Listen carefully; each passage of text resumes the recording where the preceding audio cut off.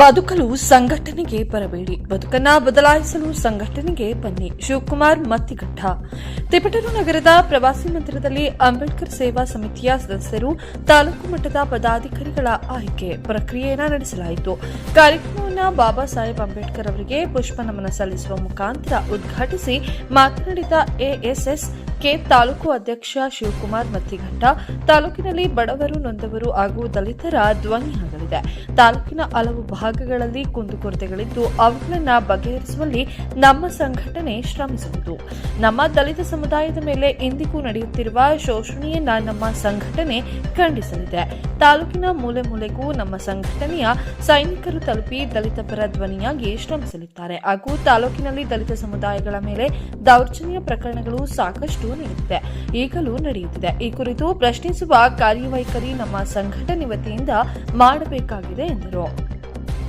ಈ ಸಂದರ್ಭದಲ್ಲಿ ನೂತನ ಪದಾಧಿಕಾರಿಗಳಾದ ವಿಭಾಗೀಯ ಅಧ್ಯಕ್ಷರಾದ ಸುರೇಶ್ ನಾಗರಘಟ್ಟ, ತಾಲೂಕು ಅಧ್ಯಕ್ಷರಾದ ಶಿವಕುಮಾರ್ ಮತ್ತಿಘಟ್ಟ, ಉಪಾಧ್ಯಕ್ಷರಾದ ವಾಸು ಗಂಜಲಘಟ್ಟ, ನಗರ ಘಟಕ ಅಧ್ಯಕ್ಷರಾದ ರಮೇಶ್ ಮಾರನಗೆರೆ, ಸಂಘಟನಾ ಅಧ್ಯಕ್ಷರಾದ ಅಶೋಕ್ ಬಳೆಗೆರೆ, ಮನು ಬೆಳಗರಹಳ್ಳಿ, ತಿಮ್ಮಪ್ಪ, ವಾಸು ಲಿಂಗದಹಳ್ಳಿ, ಮಹೇಶ್ ಕೆರಗೋಡಿ, ಭರತ್ ಕೆರಗೋಡಿ, ಮಂಜುನಾಥ್ ಲಿಂಗದಹಳ್ಳಿ, ಪುನೀತ್ ರಂಗಾಪುರ, ಯೋಗಾನಂದ ಗುರುಬರಹಳ್ಳಿ, ಪ್ರವೀಣ್ ಗುಂಗರಮಳೆ, ರಂಗಸ್ವಾಮಿ ಗೊರಗೋಡನಹಳ್ಳಿ, ಸದಾನಂದ ಮಡೇನೂರು, ಗಂಗಾಧರ್ ಬೇಳಗರಹಳ್ಳಿ, ಶಂಕರಮೂರ್ತಿ, ಶಶಿಕಾಂತರಾಜ್, ಸಂತೋಷ್ ಗೋವಿಂದರಾಜು ಸೇರಿದಂತೆ ಪದಾಧಿಕಾರಿಗಳ ಆಯ್ಕೆ ಪ್ರಕ್ರಿಯೆಯನ್ನು ನಡೆಸಲಾಯಿತು. ವಾರದಿ ಮಂಜು ಹುರ್ಗದಹಳ್ಳಿ.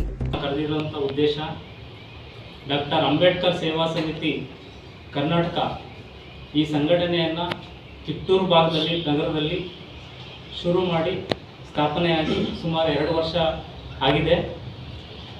2 ವರ್ಷದಿಂದ ಈ ಸಂಘ ಅಂಬೇಡ್ಕರ್ ಸೇವಾ ಸಮಿತಿ ದಲಿತರ ಪರವಾದಂಥ, ನೊಂದರ ಪರವಾದಂಥ ಧ್ವನಿಯಾಗಿ ಕೆಲಸಗಳನ್ನು ಮಾಡ್ಕೊಂಡು ಬಂದಿದೆ.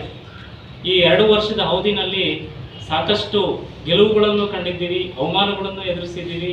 ಈ ಎಲ್ಲ ಮುಂಚೂಣಿಲಿದ್ದು ಈ ಎಲ್ಲ ಕೆಲಸ ಕಾರ್ಯಗಳನ್ನು ಬಿಟ್ಟು ದಲಿತರು ಈ ಸಂಘಟನೆಗೋಸ್ಕರ ದುಡಿದಿರೋದಿದ್ದಾರೆ.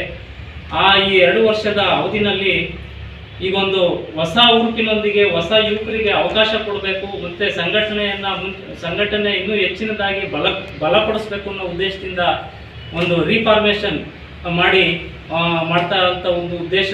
ಮತ್ತು ಎರಡನೇದು, ಈ ನಗರ ಭಾಗದಲ್ಲಿ ಈ ಆಟೋ ಚಾಲಕರಿಗೆ ಭಾಳ ತೊಂದರೆ ಆಗಿರೋದ್ರಿಂದ ಆ ನಗರ ಆಟೋ ಘಟಕವನ್ನು ಶುರು ಮಾಡಬೇಕು ಅನ್ನೋ ಒಂದು ಉದ್ದೇಶದಿಂದ ಈ ಸಭೆಯನ್ನು ಕರೆದಾ ಇದ್ದೀವಿ. ಈ ಸಭೆಗೆ ಬಂದಿರತಕ್ಕಂಥ ಎಲ್ಲರಿಗೂ ಸಾಮೂಹಿಕವಾಗಿ ಸ್ವಾಗತವನ್ನು ಬಯಸ್ತೇನೆ. ಆಮೇಲೆ ಮಾಧ್ಯಮ ಮಿತ್ರರಿಗೂ ಕೂಡ ನಾನು ಸ್ವಾಗತವನ್ನು ಬಯಸ್ತೇನೆ. ಮತ್ತಷ್ಟು ಸುದ್ದಿಗಳಿಗಾಗಿ ನೋಡ್ತಾ ಇರಿ ನ್ಯಾಷನಲ್ ನ್ಯೂಸ್ ಬಿಕೆಪಿ. ಸದಾ ಸುದ್ದಿಯೊಂದಿಗೆ ನಿಮ್ಮೊಂದಿಗೆ 24x7. ಇದು ಸತ್ಯದ ಧ್ವನಿ.